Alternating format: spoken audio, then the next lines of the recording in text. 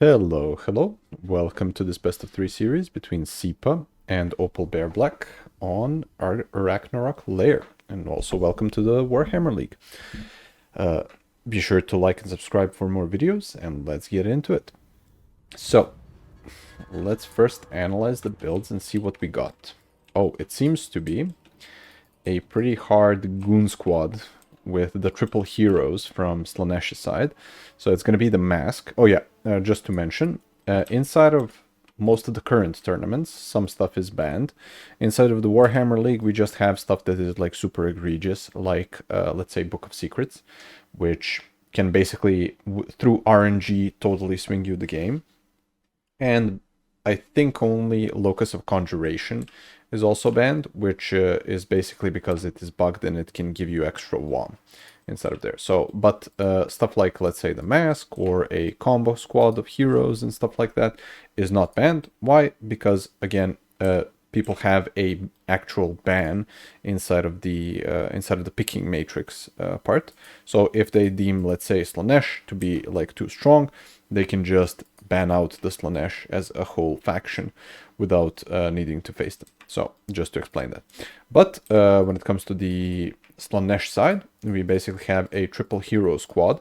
The exalted hero on the boob snake is super strong. It gives it extra 5% phys res from the Mark of Slaanesh, but you also get the disarm, which is a great thing when you're trying to duel other heroes. So if the Lizzardmen player we see that they went for Lord Mazdamundi, but if they went for somebody like Krokgar or Nakai or somebody like that, this would be like very effective against them. We also have the Mask.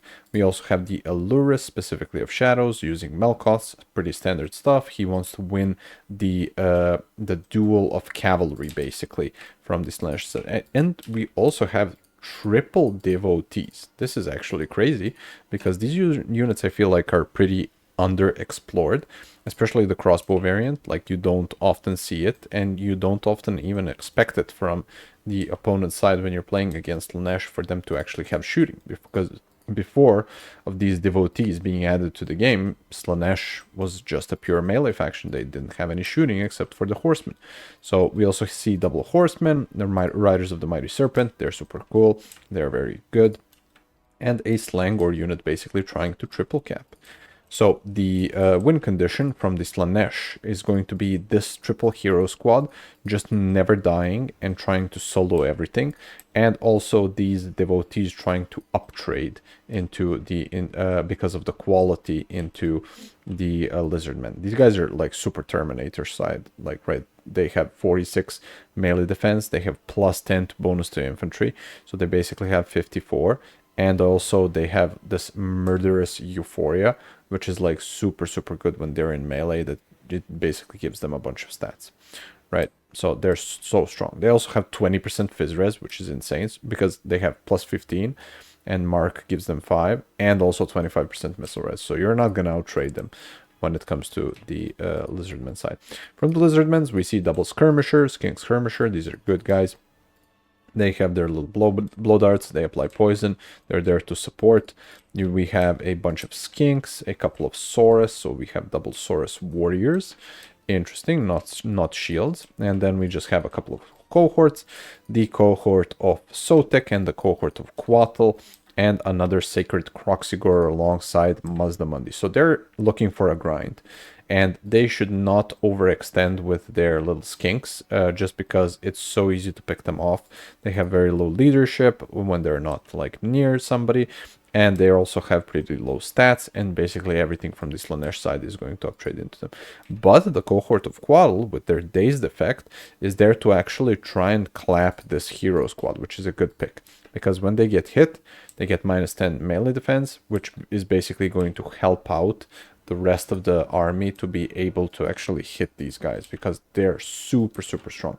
And we have Mazdamundi, Shield of the Old Ones, Banishment, Ruination of Cities, Apotheosis, Net, and Comet of Casadora as well. Nice. So he plans, when there is like a big blob, just throw down the entire comet on their faces and just delete them. So let's see how this plays out.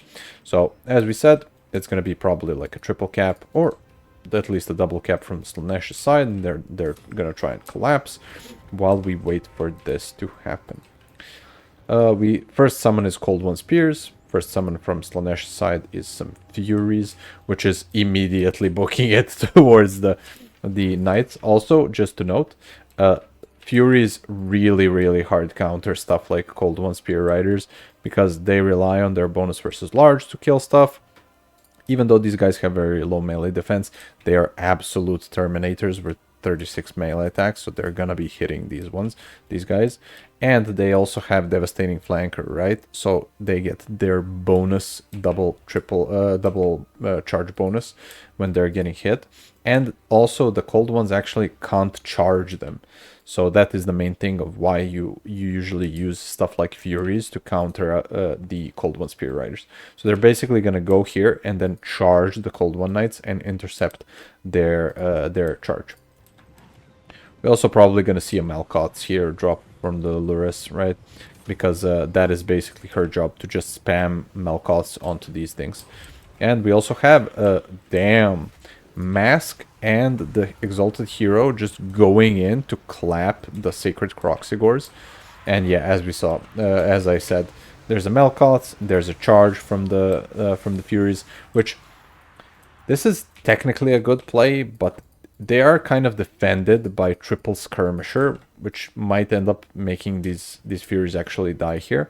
And the Devotees are going into the cohort of Sotek, so these guys are pretty good. They have 44 melee attack, so they might actually uptrade a bit into the Devotees here. On the sides, nothing special is happening. We have a summon of Furies in the back. And, it seems like the Marauder Horsemen are actually eating it very much from the Skirmisher Corps, which is standard. Like, you don't want the Skirmishers to be there. Oh, we get a Comet deletion into the Slangors here. Damn, that was a good cast. It could have also gone into the Devotees, probably just a better target, because as we see, they are kind of terminating the source code of these cohort of Sotek. Cohort of Quattle, basically chilling with some Saurus, being there, and the Sacred Croxy is trying to duke it out against the triple core of champions. They're kind of losing it, but it is what it is. Can't win them all. And yeah, as we saw, there was just too much support for the Cold One Spear Riders to actually die here, but it seems that the Sacred Croxies are actually losing their triple fight, which is understandable. They just one skin cohort, and just them is not going to be this triple hero squad alongside this, the Hellstriders, and now also supported by some Marauder Horsemen. These guys are going to be breaking very soon. We do see the cohort of Sotek also joining in on the fight, and as we see, this guy is dazed, so he kind of has his melee stats lowered, but 45 is still very high, right? They are not going to be insta-dying here when it comes to this.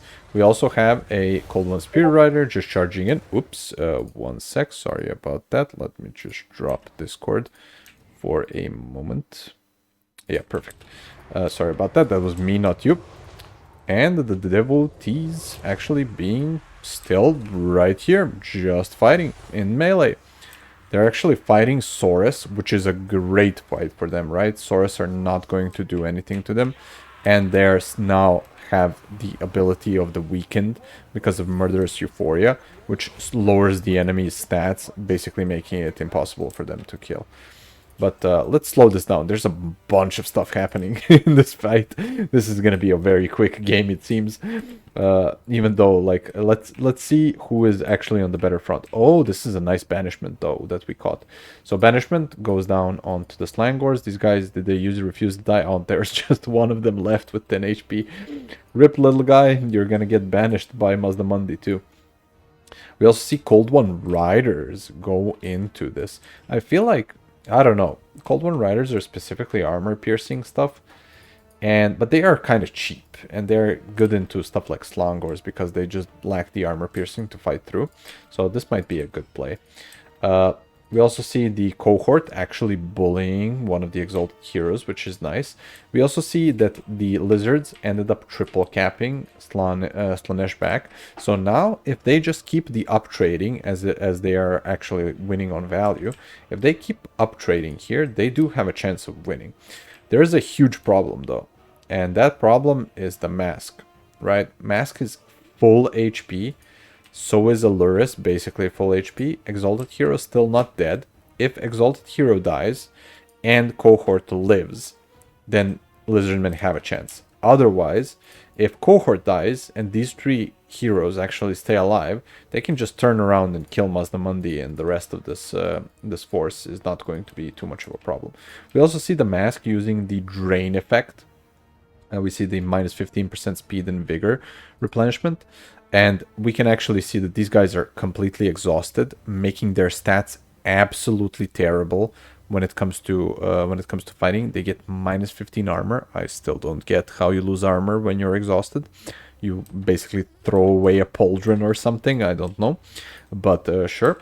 So mask is absolutely there for the grind, and at any point he can also just change into the Mortis engine and start basically winning every single blob fight that they go in. There's basically nothing that can kill the mask, and nothing that I can even think of that can get summoned that can kill the mask. Maybe the pterodactyl squad ROR can just come in, pop their Toad Rage, and like bully the mask and these three champions together.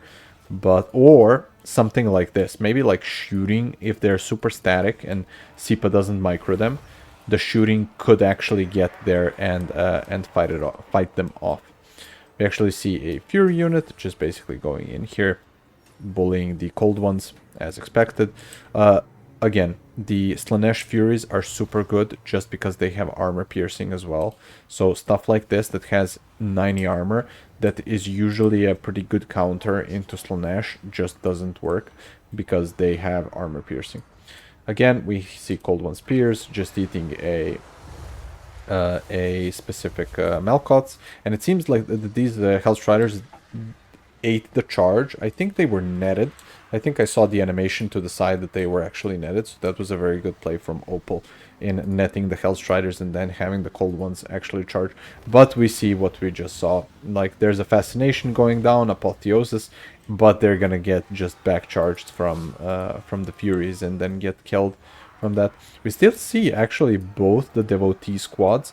The melee Devotees seem to be dead, but both the ranged Devotees are still doing pretty good. And let's check out, yeah, we still see it seems that the cohort of Quaddle is over here with 3 models left and basically dead. And as soon as stuff like these units fold, it seems that there is no stopping the Slaanesh gravy train when it comes to the Goon squad. So we also see the Forsaken coming in now, and when Forsaken start coming in and you're summoning in skin cohorts, you're gonna get run over, right? Because Forsaken of Slaanesh are probably the best version of the Forsaken, just because again they have devastating flanker, so they give bonus charge. And it seems that Slaanesh is also taking the side point. They took the middle point, so they're no longer pressured when it comes to the timing, and the double squad is just going to route off these King Skirmishers. They're not going to do much, especially since they have like shooting, right? So that is going to, these guys, unlike the Chameleon Skinks, don't have the 40% missile resist, so they can't really trade against stuff like that. And yeah, here we go, it's coming in for the Frog's Legs. The squad is back in town and they're chasing down Mazdamundi here. He is a okay fighter, not the best. Honestly, he is there to cast the spells, and if he dies, this is more than over. It seems also that there is a massive resurgence of Slaanesh, Hellstriders, basically bullying here. Slaanesh also caught up in value. This is kind of not reflective. There's probably more value on the Lizzardmen side just because of the healing, but there's also probably some value that is not being tracked from the mask side when it comes to healing itself. And yeah, Mazdamundi is caught here. He's like super slow. He has 25 speed. He's not going to run off from this squad. And actually, Opal even taps out after this. So it seems like a really, really strong showing from Sipa's side when it comes to Slaanesh. Mask not paying for itself, but what this is not tracking is all of the vigor drain that happened throughout the entire game, right? So this is kind of not fully reflective of how much value Mask actually got. And this is even stronger. The vigor drain is probably even stronger than the Mortis engine, right? Mortis is just damage, and you don't care about damage, but exhausting the entire enemy army and then them not being able to hit your units at all because they have 45 melee defense is definitely a tough sell. Like, Mask is really strong. And the Lizzardmen side basically had nothing except these specific Sacred Croxies to try and kill it. That was the problem. They needed to index into something that can duel an SC. Be it like some specialized Bastiladon or something, I don't know. Or just going something like Krokgar or Nakai and just doing a massive rampage on with the Sacred Croxies. Because Sipa went in for a blob fight, right? With the devotees and stuff. I feel like if he went Nakai, maybe, and then all of his buffs, and then just popped the crazed rage thing. I don't know what the name of it is, and then just goes in for a massive slap fest. It could potentially work into this again.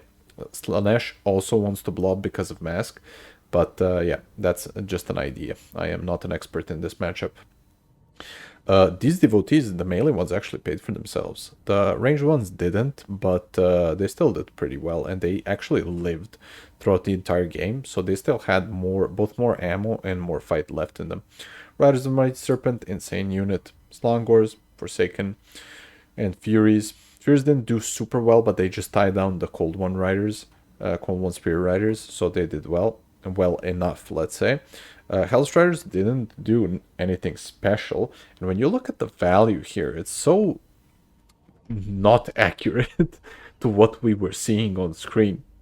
I don't know why the tracker isn't as active in this specific matchup right now. Cohort, yeah, these guys were summoned out twice and they got 400 value. Terrible. Let's see the rest of the army. Yeah, there were, I don't know. Red Crested Skinks are fine if you expect stuff like Mass Forsaken, but yeah, Sipa definitely did not go that route. Cold Ones, Feral Cold Ones did not do well. Actually, the Cold One Riders did pretty okay. And yeah, Cold One Spear Riders, this just feels like a super tough matchup. Ironically, the Skink Skirmishers were the ones that got a bunch of value out of here, right? 200, 300, not terrible, but not great. Interesting game. If the Lizzardmen indexed into killing the SE squad, it could have potentially worked, but it's definitely a tough matchup. And thanks for watching. See you in game 2.